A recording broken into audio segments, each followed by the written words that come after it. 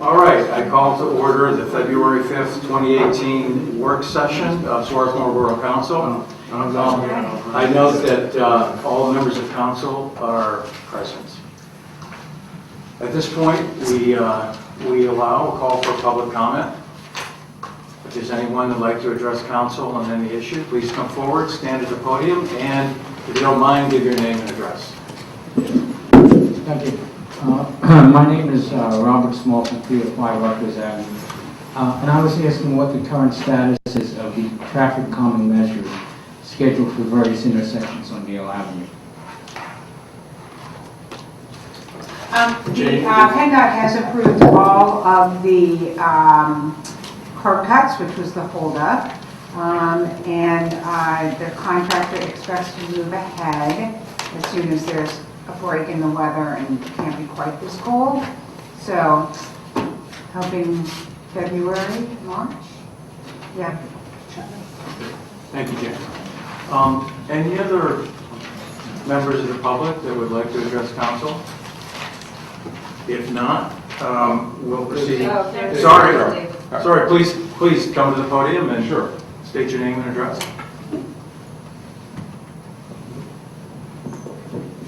I'm Tom Runowitz. I'm at 215 Riverview.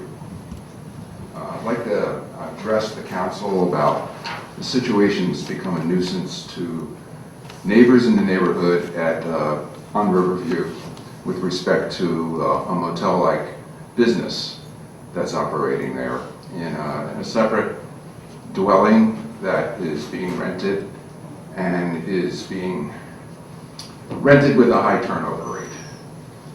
And it was initially pursued as an Airbnb, but it is not in the building itself. It's an accessory building, and it is a motel-like operation. And it's across the street from the playground over on Henderson Field, where in the summertime, of course, there's a lot of unattended children and other areas too that are there. And I just want the council to be aware of the situation and realize what's going on within the borough itself. Thank you. Thank you. Yes, ma'am.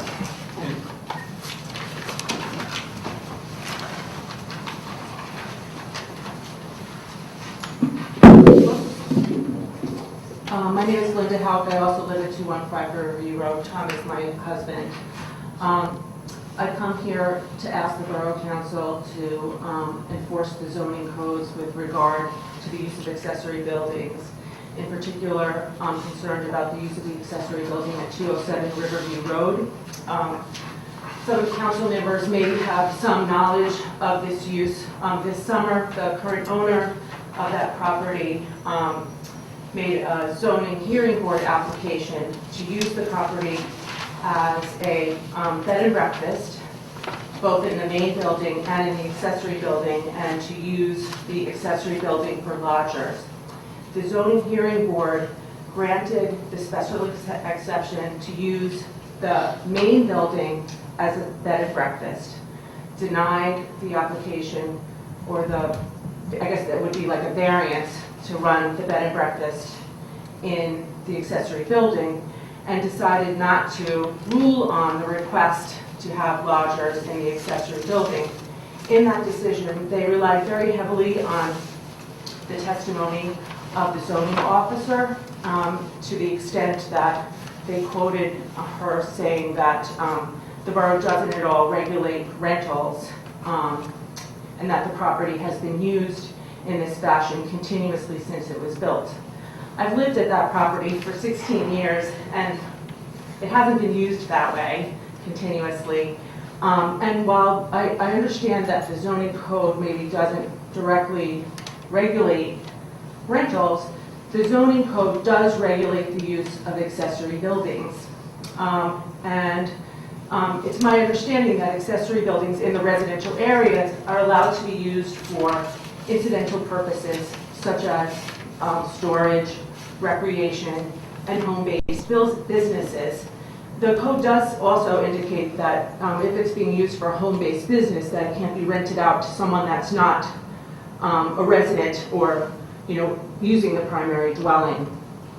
And I think that there's a pretty good track record in history that people living in accessory dwellings is not a recognized incidental use in Swarthmore.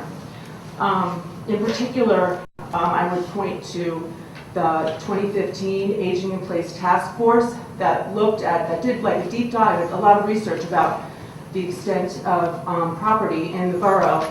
And in that report, they discuss and they advocate actually for allowing, accessory dwellings in Swarthmore. And it talks about the fact that in recent memory, at least, 3 times this issue has been brought up to the Planning Commission, and 3 times no action was taken because there's not a real consensus around using accessory buildings in this fashion. That report also did note that there's some exceptions to that, and that accessory buildings are permitted to be used in Swarthmore when they're like grandfathered. And in the kind of the zoning lingo, that's called a non-conforming use. This building, a non-conforming use doesn't apply to this building because the property records indicate that it was built, well, we don't know exactly when it was built, but we know that it was built sometime between 1979 and 1985. That's because it was permitted in 1979, and the tax assessment records don't indicate that it was in existence until 1985. So it was built sometime around there. The zoning code was enforced long before that.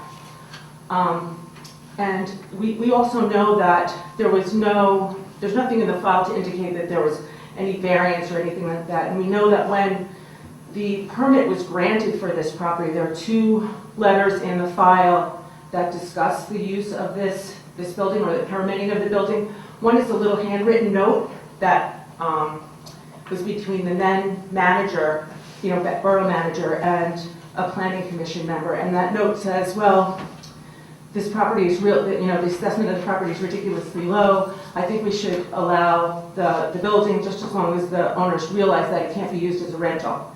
And then there's a much more formal letter in that file written by Guy Smith, who was then solicitor for the town, to the owners. And that letter has a couple points that are really important. It says that if the permit is granted, that the building wouldn't be considered a conversion from a single family to a multi-family home. It also said that the building would not be a dwelling. It said that the owners could not rent the property out, but it said that the family could use the property. And that, in fact, has been the case for at least the years that I've been there. The building has been used, but it has been used in a way that is traditionally incidental in Swarthmore, not as a kind of like a little motel or an Airbnb. The current owners justify their current use of this property based on the definition of a family in Swarthmore. The definition of a family in Swarthmore has a couple different facets to it. A family could be a single person, it could be 3 or more, not or more, but like 3 single or unrelated people living together, or it could be, a biological family or a family by marriage, and 2 boarders or lodgers. So I recognize the fact that a single family dwelling can include boarders or lodgers, but there's one crucial thing that's missing from that definition, or that's included in that definition that's been ignored, and that's the fact that all of the constituents of the families that are described by the zoning code are situated in the dwelling. This is not what's happening in our neighborhood.